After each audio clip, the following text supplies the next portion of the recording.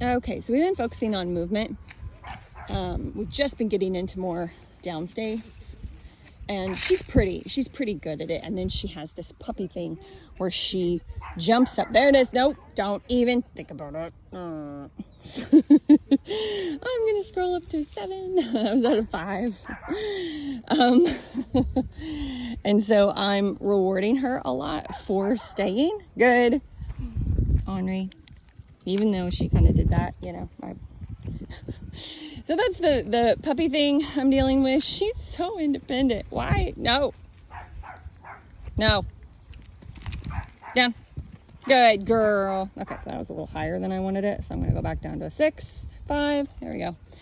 Live at a 5. See how a 5 does. I think also I'm talking. Because she's been doing these really well. I'm not talking. I'm just walking around her. But I'm talking and sounding very conversational. So I sound distracted. So I'm getting more of this goofy puppy stuff. This is definitely goofy puppy. This is not calm.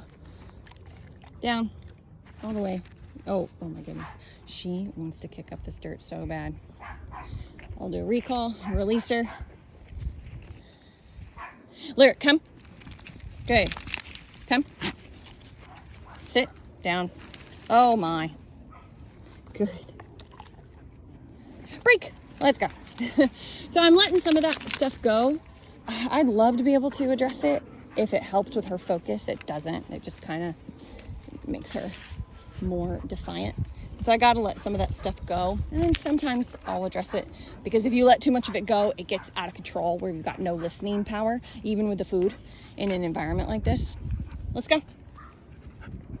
Anyway, hopefully that all makes sense to you guys.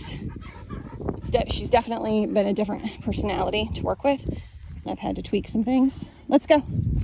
Good. There's a dead bird head back there. I'm so glad we skipped that.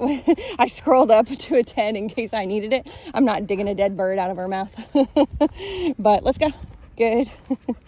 But all in all, that was pretty good. All right, guys. Let's go. This is just our decompression. And let's go. Yeah, dog's barking. But they're so much at a distance. Such a great distance to work off of. We've been close. We've been far. So it's been quite the mix, which is great for her. Let's go. Some direction switch. Good girl. Let's go. Good. Now, if I don't want to be verbal, I'm going to go to a 3. Tap. Good girl. There's a 3. Oh, good. Now she's paying a little bit more attention. So if I don't want to be quite so verbal, and I feel like I'm speaking all the time and it's not helping, or maybe it's amping the dog up, because a lot of verbal communication can do that. I don't think it really does with her, at least not with me, but it might with her owners.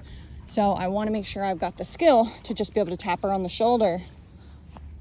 Good. She almost ignored that 3. I was going to go to a 5.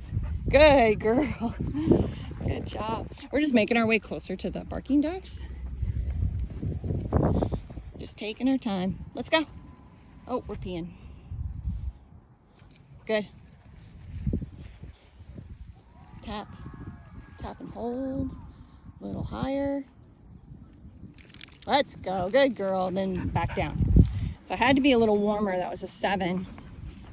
Because she loves her sniffing and grabbing grass, throwing it in the air. Oh, good job. No tap needed. No verbal needed. She just knew I turned and turned with me. Beautiful. Lyric, come here. Yeah, that's a good girl. That's a good girl. She gets way more pets than I've ever given Coda. Not because she's a puppy. Coda's her pack mate who we worked with, and I think she was about 10 months, 1-year-old maybe. But Coda is like naturally this happy-go-lucky, super in-tuned, except when her arousal takes over type of energy. That's not her.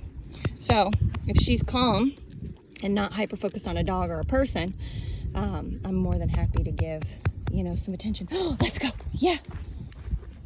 What have you got? Nope. Let's go. Good girl. Yeah. If that makes sense. Yes. Oh, yes. But the owners may not be able to do as much.